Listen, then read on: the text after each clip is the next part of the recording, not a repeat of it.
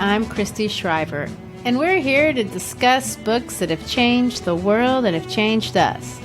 And I'm Gary Shriver, and this is the How to Love Lit podcast. This is our final week in our discussion of J.R.R. Tolkien's fantasy book, The Hobbit. In week one, we talked about the professor, his worldview to some degree. We got through chapter 1 of The Hobbit. In week 2, we introduced the idea of the secondary world. We introduced the Silmarillion and explored the world of Middle-earth, ending with the discovery of the ring. And last week, we traveled from the Misty Mountains all the way to the Lonely Mountain, where Bilbo meets and steals from Smaug. We also discussed the famous relationship between C.S. Lewis and Tolkien.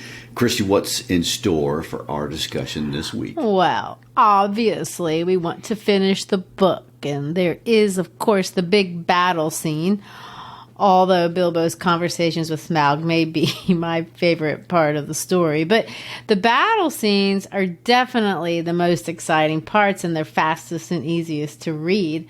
I want to talk more about some of the thematic ideas that I find really interesting as we wrap up this book. Again, defying Tolkien's warning to not look for meaning. But you're going to persist. Well, I'm an English teacher. That's just what we do. And there cannot be, though, a conversation about Tolkien.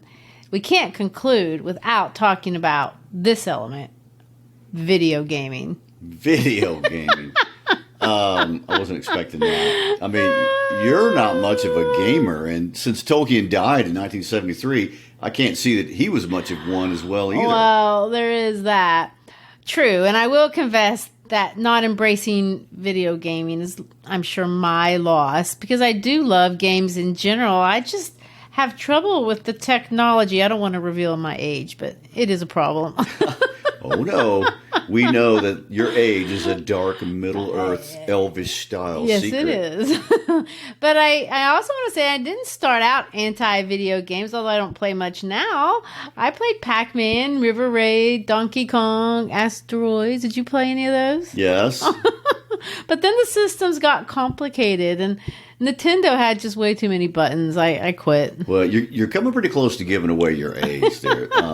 So what is the connection to Tolkien? I mean, we've mentioned more than once that he was anti-technology. Yes, he was very anti-technology, but I'm going to suggest that I think he would have made an exception for video games, although no one can know for sure. He's not around to defend himself. When we understand what Tolkien hated about technology, it kind of makes sense that he might make an exception. And the reason that I want to talk about it, ironically, is because there has been, and I don't even think this is arguable, any author that's made a bigger impact on the gaming industry than J.R.R. Tolkien.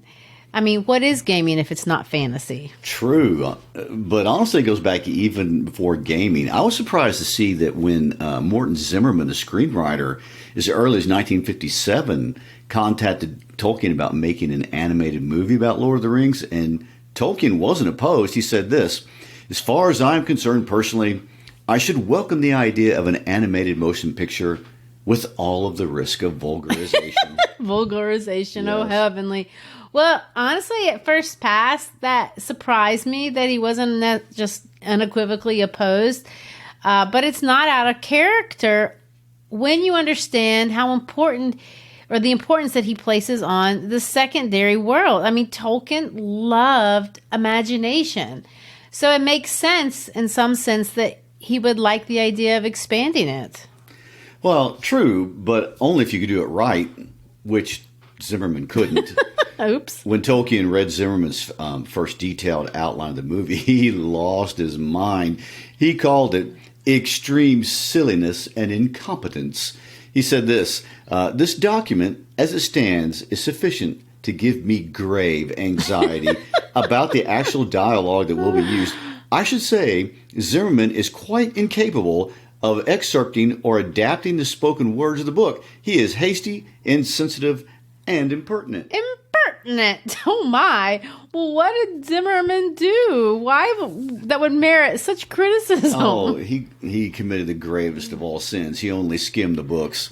And foul. And the details were wrong, and he'd messed up the names of wizards and all sorts of things that anyone who knows anything about Middle Earth would have known immediately. And you can't mess with the details of Middle Earth. No. He didn't get that crucial detail. He didn't get what people loved about the series. Fail. But that's the beginning of the movies, and there are at least 12 Tolkien movies that I know of, not to mention the new Amazon series that just started production in New Zealand this year with a total price tag for the first season of $450 million. Is that a lot? Well, we'll compare it to the Game of Thrones. That topped out at $90 million a season, and, it was no shabby affair. No, I don't think popular. It was. Anyway, it's amazing how Middle-earth inspires, but back to the game industry, it knew better than the movie industry that the importance of getting it right in creating secondary worlds and how important that was, be it Game of Thrones or Harry Potter or Lord of the Rings or any other number of video adaptations. Well, true. And let me add that our friend The Hobbit was one of the early attempts way back in the 80s to get it right with video gaming. The medium of gaming itself provides really, just in general, for a deep imaginative engagement for gamers, not readers, for gamers. And that's what people love about gaming. I mean, I have students that talk about it all the time. So if you love Tolkien and you love his world, well, it just makes sense. What better way would it be to look around his world through a video game? And the technology has advanced to allow you to be able to do that. And Tolkien's games have advanced with it. Gary, we do need to make a confession. We're not big gamers. And up until a couple of weeks ago, we hadn't done any real work or even played around with virtual reality. Not even as much as a headset. But that changed. Are you going to out us? Yes, I think we should out us. Tell the world what we did. Well, we were on vacation and we were touring Pearl Harbor in Hawaii, and which is something we'll talk about in another episode later on. But anyway, at Pearl Harbor, part of the attraction there is that you can put on a virtual reality headset, and they have this really cool opportunity for you to virtually go below the surface of the water and explore what the USS Arizona looks like in its current state through this VR technology. For me, it was so weird. I mean, I put on this headset and we're literally on the pavement in the visitor center and we're walking around physically in circles, but in our minds, in our heads, we're under the ocean, totally immersed in the sights and the sounds of underwater life. I mean, I really liked it. I have to admit, I loved it too. And it helped me to see how amazing it would be if you could do that in Middle Earth. I mean, walk where you want to walk and explore the mountains, get lost in the forest with the spiders, talk to Smaug. Well, that's what you can do. And with the internet, now the games interact with each other. So you can go there with your friends. You and all your friends can be hobbits or elves, or I don't actually remember how the interface goes. And you don't even have to live in the same town. You can do all these things together. And there are games for kids like Lego's The Hobbit. But I looked it up, and if you go to ScreenRant.com, you can find the top 10, yes, no less, top 10 Lord of the Rings games and how they're ranked and what all they can do and what they can't do. And I'll tell you a heads up, Lord of the Rings Return of the King is ranked number 1, just in case you're interested. Okay. So give it to us in numbers. How well liked are these video games? I would say they're very well liked. Money Inc. has estimated that officially licensed video games and the merchandise that goes with it has earned, check this out, something in the neighborhood of $10 to $15 billion. Not bad, not bad. No kidding. Having said that, one of the challenges that has taken video games decades to figure out is how they could respectfully, respecting the estate of J.R.R. Tolkien, create the world, make the game fun, and at the same time honor the narrative and the legacy of the author. In other words, you can't just rewrite The Hobbit. So trying to get this worked out has pitted the game creators against the Tolkien estate for years at every turn. It's fascinating. You can Google the history of gaming and the Lord of the Rings, and you can just read all about it. There's pages and pages of what has gone on between these two parties to try to create this perfect environment. But the main thing that the gamers had to consider is that a lot of video games, this comes as no surprise to anyone, are about war. But in the case of Tolkien, although there are fighting orcs and Saruman and Sauron and all that, Tolkien's books don't center necessarily around the war. They center around the journey. So the games had to make peace with that. And how do you do that and be fun? Because, shooting's easy. Right. Tolkien is not all blood, but he has a lot of it. I guess that's one way it differs from Game of Thrones. Yeah, I think so. There are other creative differences with the Tolkien estate, but... Well, at the end of the day, what Tolkien called the secondary world, new media theorists call immersion. But both are psychologically experiencing another world. And I just want to point out, we've got an old school writer who's being given complete responsibility for a new world technology. I mean, it's crazy. But the result in 2012, the Lego's Hobbit game was called The Hobbit Kingdoms of Middle-earth, and it launched for Android and the iOS, and it uses the basic plot of The Hobbit to guide players without necessarily a straightforward retelling of the story. So in the game, you're in the company of dwarves, and they're sneaking around trying to reclaim their homeland, which is, what the book is about. But the game also allows players to team up against, Middle-earth foes, just like Tolkien heroes. So they tried to get it right. Yeah, well, that's super interesting. But getting away from the video games and back to Middle-earth itself, where we left off, we were no longer watching a bunch of traveling dwarves heading to a mountain. We were watching these same dwarves plunge themselves into a war with the men of Dale and the elves over the treasure in the mountain. Yes, and although we didn't mention it on the podcast, if you've read those chapters, you know that Bilbo has a secret, and it's not the disappearing ring. He has stolen the Arkenstone. Dun-dun-dun. It's the treasure of all treasures, the one Thorin wants above all else. And let me quote from chapter 12. The Arkenstone, the Arkenstone. It was like a globe with 1,000 facets. It shone with silver in the firelight, like water in the sun, like snow under the stars, like rain upon the moon. On the moon? I don't know. That's what Thorin says. In chapters 13, when the dwarves finally discover all their treasure deep inside the mountain, Thorin looks for it everywhere, but he can't find it, and he won't find it because Bilbo found it first and put it in his pocket. Well, I guess he's a real burglar now. Those pockets hold some real secrets. Exactly. It's exactly what he thinks. Let's read that part where Bilbo slips the Arkenstone into his pocket. It was the Arkenstone, the heart of the mountain. So Bilbo guessed from Thorin's description, but indeed there could not be two such gems, even in so marvelous a hoard, even in all the world. Ever as he climbed, the same white gleam had shone before him and drawn his feet towards it. Slowly it grew to a little globe of pallid light. Now as he came near, it was tinged with a flickering sparkle of many colors at the surface, reflected and splintered from the wavering light of his torch. At last he looked down upon it, and he caught his breath.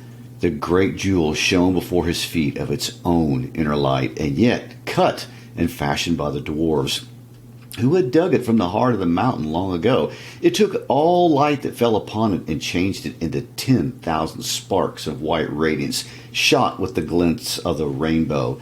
Suddenly Bilbo's arm went towards it, drawn by its enchantment. His small hand would not close about it, for it was a large and heavy gem, but he lifted it, shut his eyes, and put it in his deepest pocket. Now I am a burglar indeed, he thought. But I suppose I must tell the dwarves about it sometime. They did say I could pick and choose my own share, and I think I would choose this if they took all the rest. All the same, he had an uncomfortable feeling that the picking and choosing had not really been meant to include this marvelous gem, and that trouble would yet come of it. So what's special about it? Why does he want it? I mean, is it magical or something? Well, from a narrative perspective, it kind of serves as an interesting transition point in the story. And this is where old Harold Bloom, my favorite critic, comes down on Tolkien and thinks that Tolkien's not really writing a novel. This is a fairy tale, and maybe he's right. I'm sure he's right. That's a longer conversation. But the criticism centers around this very simplistic dichotomy that Tolkien sets up with good versus evil.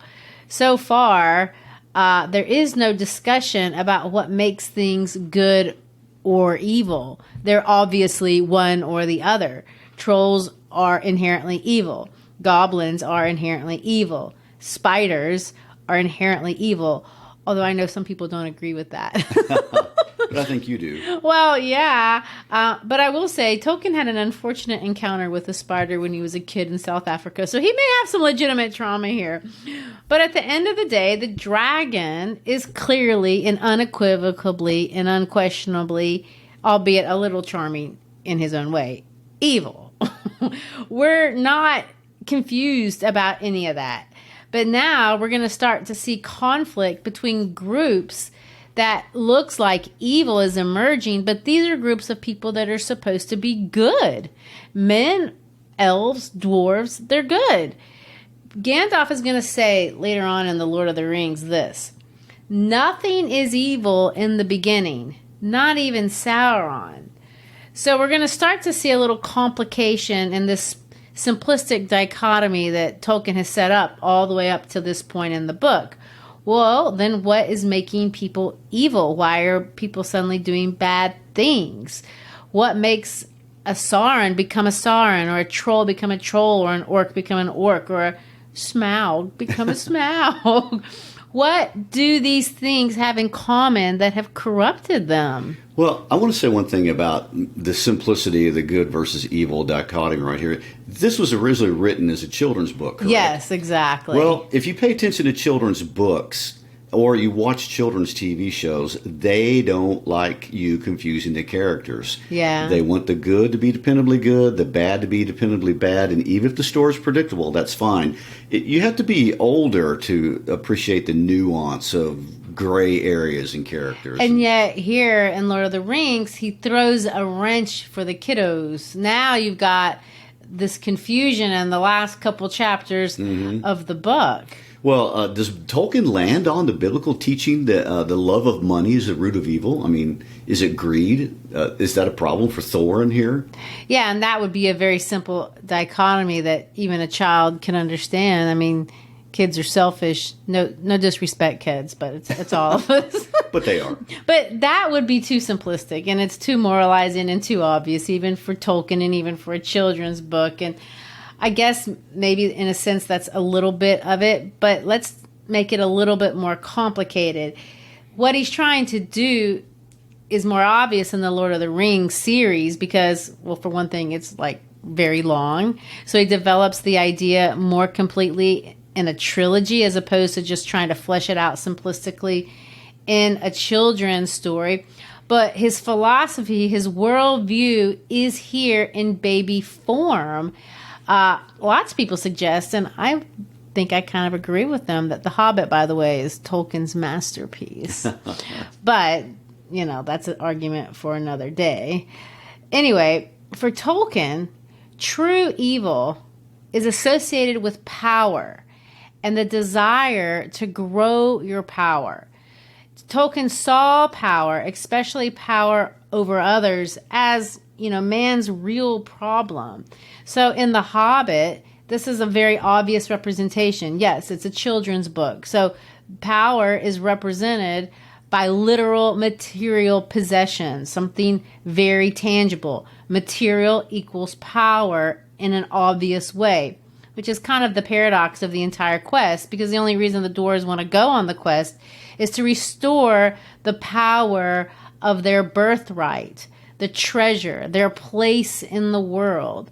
When they get there, Smaug is very lazy, although slightly charming, I must add, for an antagonist, for a dragon. He is only roused from his nothingness when his material territory is invaded. And so what we see in the rest of this story is a power struggle. But before we get into that, I want to play this out a little more for those of you who are familiar with the Lord of the Rings and kind of show you how it develops in that book, because it's an expanded version of The Hobbit for adults, if you want to think of it that way. The plot's the exact same. Hobbit leaves home, goes on a quest, has a battle. The plot really is uncomplicated. No, it's just not very complicated. But this concept of power is more complicated in that he chooses to represent it with the ring. And the ring is a more sophisticated and kind of a more, complicated. I mentioned on a different episode that I watched this really interesting interview. It's on YouTube if you're interested, with Christopher Tolkien about his father. And in the interview, he said that for Tolkien, the ring represented technology. The problem Tolkien had with technology, and this is why I don't think you would mind video games, is that technology, the primary purpose of technology is to create a tool to create power. So it makes you as an individual more powerful. And so you can use it to ensnare other people. The more complex and the sophisticated the technology, the more any one person or any one group of people can empower themselves over others, enslaving the world.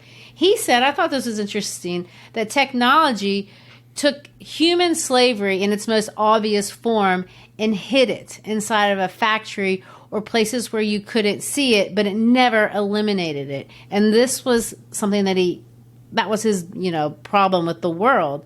In The Hobbit, when we meet goblins or orcs, look how he describes them. And I didn't point this out in another episode because I was saving it for this one. But when he describes goblins, this is what he says. They make no beautiful things. They at least make many clever ones. Cleverness or ingenuity is something that is positive. It's good for problem solving. Mechanical solutions solve the problems of the physical world, sort of. But for Tolkien, they create their own problems. Tolkien even makes it a point to say, and this is an aside that he makes in the book that really has nothing to do with the story, the goblins are said to have invented some of the machines that have since troubled the world, ingenious devices that make use of wheels and engines and explosions. So like us, orcs are interested in saving labor. They're described as not working with their own hands more than they could help it, exactly like what we do. Uh-huh. But they don't save labor in order to use their time to develop human connections, the kind of thing that Tolkien valued.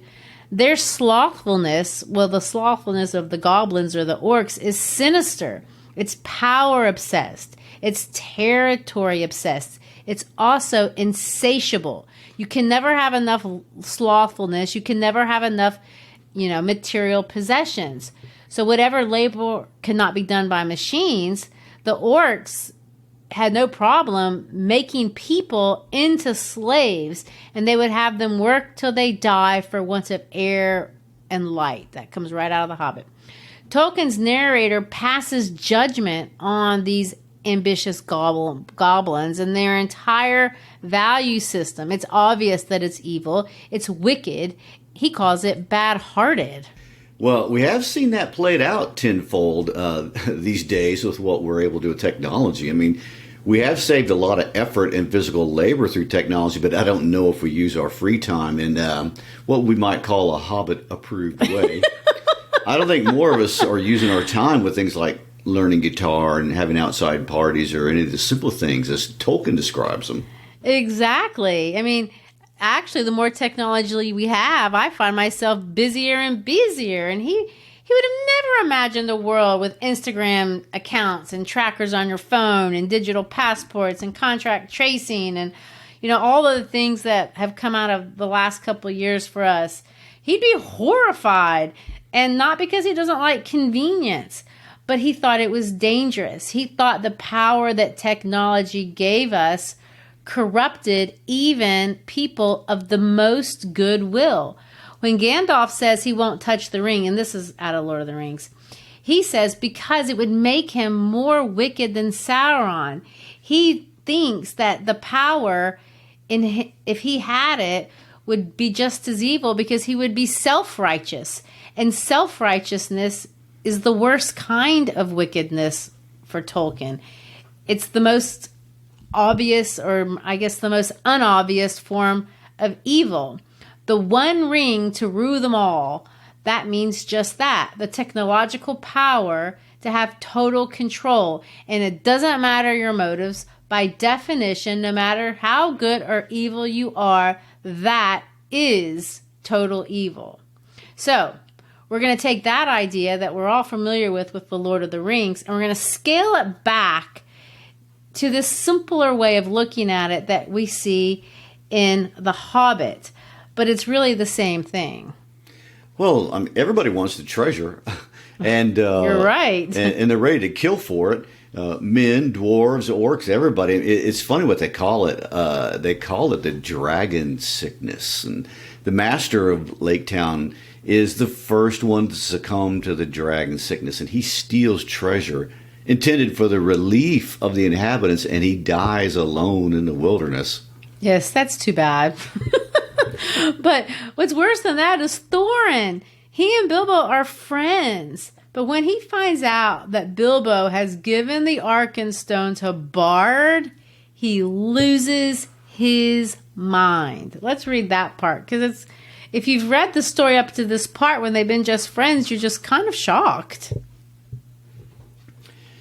You, cried Thorn, turning upon him and grasping him with both hands. You miserable hobbit, you undersized burglar, he shouted at a loss for words, and he shook poor Bilbo like a rabbit. By the beard of Durin, I wish I had Gandalf here. Curse him for his choice of you. May his beard wither. As for you, I will throw you to the rocks, he cried, and lifted Bilbo in his arms. Stay, your wish is granted, said a voice. The old man with the casket threw aside his hood and cloak. Here's Gandalf, and none too soon, it seems. If you don't like my burglar, please don't damage him. Put him down and listen first to what he has to say. You all seem in league, said Thorn, dropping Bilbo on the top of the wall. Never again will I have dealings with any wizard or his friends. What have you to say, you descendant of rats? Dear me, said Bilbo. I am sure this is all very uncomfortable. You may remember saying that I might choose my own 14th share. Perhaps I took it too literally. I have been told that dwarves are sometimes politer in word than in deed. The time was, all the same, when you seemed to think that I had been of some service. Descendant of rats indeed? Is this all the service of you and your family that I was promised, Thorn? Take it that I have disposed of my share as I wished, and let it go at that. I will, said Thorn grimly, and I will let you go at that, and may we never meet again. Then he turned and spoke over the wall. I am betrayed, he said. It was rightly guessed that I could not forbear to redeem the Arkenstone, the treasure of my house. For it I will give 1/14th share of the hoard in silver and gold, setting aside the gems, but that shall be accounted the promised share of this traitor, and with that reward he shall depart, and you can divide it as you will. He will get little enough, I doubt not. Take him if you wish him to live, and no friendship of mine goes with him.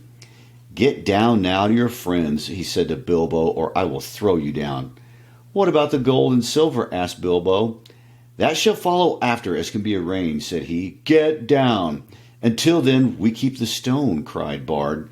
You are not making a very splendid figure as king under the mountain, said Gandalf, but things may change yet.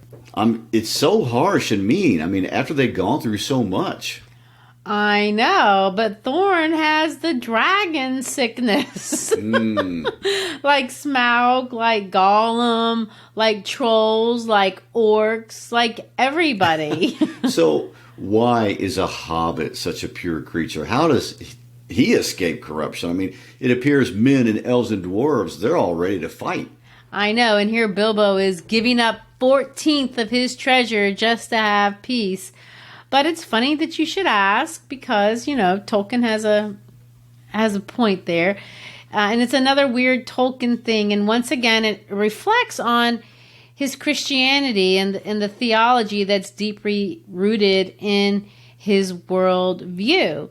It's Tolkien's source, by the way, for these sets of values, although Christianity isn't the only philosophy or worldview that share these values. But Tolkien, as many people know, was an avid environmentalist, and I know that sounds like a tangent, but look how it fits together. And this is way before, by the way, we knew about global warming or anything like that. And he hated the smokestack factories where he grew up in Birmingham and the destruction of the English countryside and industrialization and urbanization and all those things. But anyway, Tolkien believed that the earth belonged to God and everything about the earth was good and connected to God. Tolkien believed that man's job, as described in the very first book of the Bible, his main responsibility is to take care of the earth, God's creation. So here's Tolkien's thinking. The closer you are to nature, the closer you are to God, the closer you are to goodness. So look at hobbits. They're very close to earth. They live in the ground, in hobbit holes. They're very small in stature. Their lifestyle is very simple. So that makes them less able to be corrupt. Tolkien saw humans as stewards of the earth, and you're going to see this in his stories. So the closer you are, the less likely you are to be corrupt. At the end of the book, we just saw Bilbo surrenders all of his treasure, not because he needs to, but he doesn't even care that much about it. For him, the Arkenstone is nothing. Well, and of course, don't forget when he slips out in the middle of the night to give the Arkenstone to Bard, he does it because he really doesn't care about it at all. Exactly. In 1973, there's this man by the name of E.F. Schumacher, and he published a collection of essays in a book that he called Small is Beautiful. You knew I'd like that title. But it's a study of economics as if people mattered. And the book was really impactful. It had a social impact, and it actually kind of inspired the entire green movement. So there you go. It's Hobbit-like.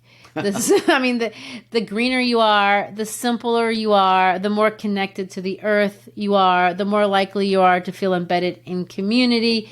Tolkien would say you're harder to corrupt by evil. I don't know.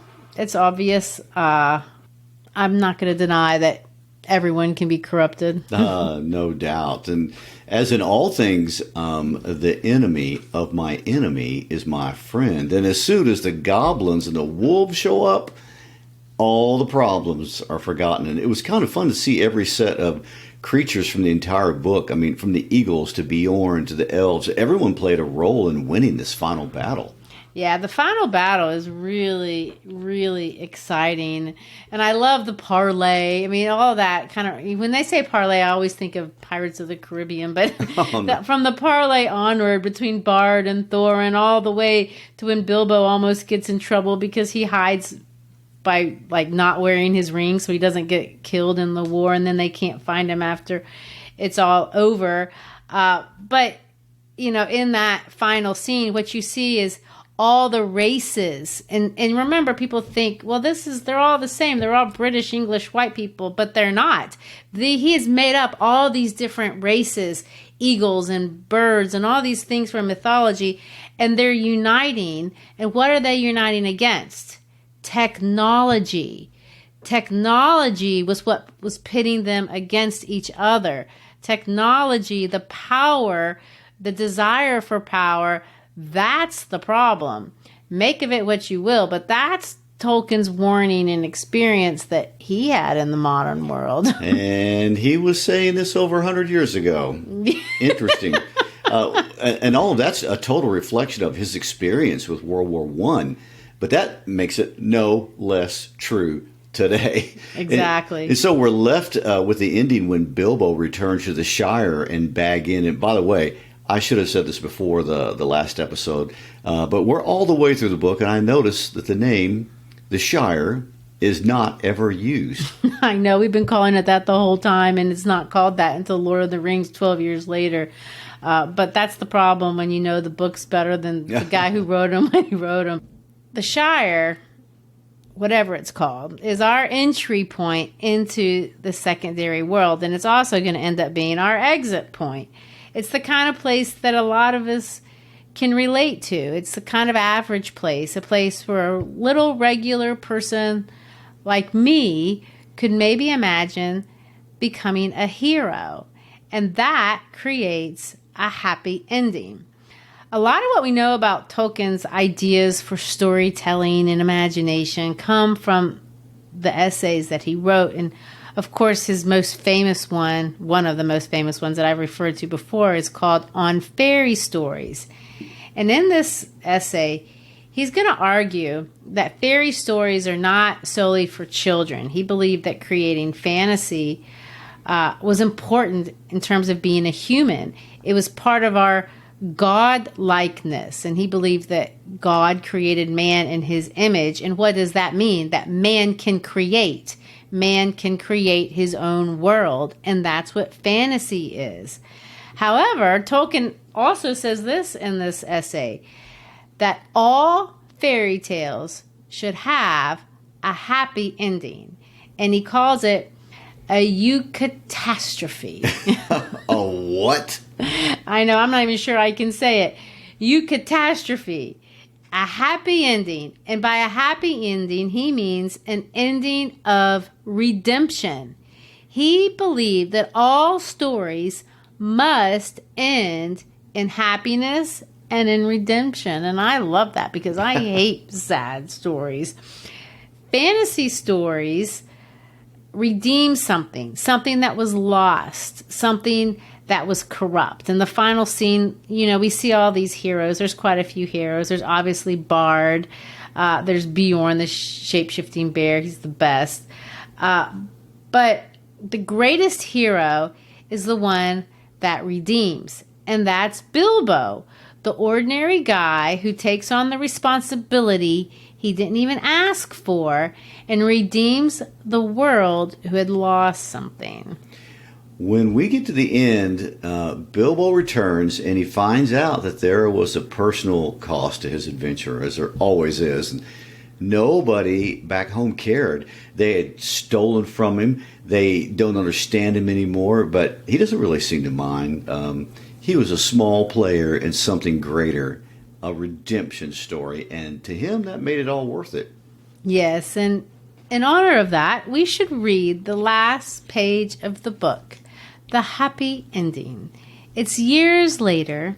Bilbo's been in the Shire now for quite some time, and one day he gets a visit. One autumn evening, some years afterwards, Bilbo was sitting in his study writing his memoirs. He thought of calling them There and Back Again, A Hobbit's Holiday, when there was a ring at the door.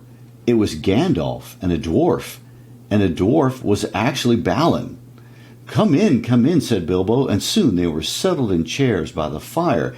If Balin noticed that Mr. Baggins' waistcoat was more extensive and had real gold buttons, Bilbo also noticed that Balin's beard was several inches longer, and his jeweled belt was of great magnificence. They fell to talking other times together, of course, and Bilbo asked how things were going in the lands of the mountain. It seemed they were going very well. Bard had rebuilt the town and dale, and men had gathered to him from the lake and from south and west, and all the valley had become tilled again and rich, and the desolation was now filled with birds and blossoms in spring and fruit and feasting in autumn. And Lake Town was refounded and was more prosperous than ever, and much wealth went up and down the running river, and there was friendship in those parts between elves and dwarves and men. The old master had come to a bad end.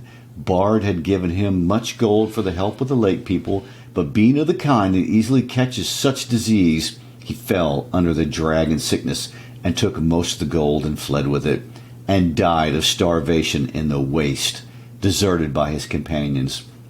The new master is of wiser kind, said Balin, and very popular, for, of course, he gets most of the credit for the present prosperity. They're making songs which say that in his day the rivers run with gold. "Then the prophecies of the old songs have turned out to be true after a fashion," said Bilbo. "Of course," said Gandalf, "and why should not they prove true? Surely you don't disbelieve the prophecies because you had a hand in bringing them about yourself. You don't really suppose, do you, that all your adventures and escapes were managed by mere luck just for your sole benefit? You are a very fine person, Mr. Baggins, and I am very fond of you, but you are only quite a little fellow in a wide world after all."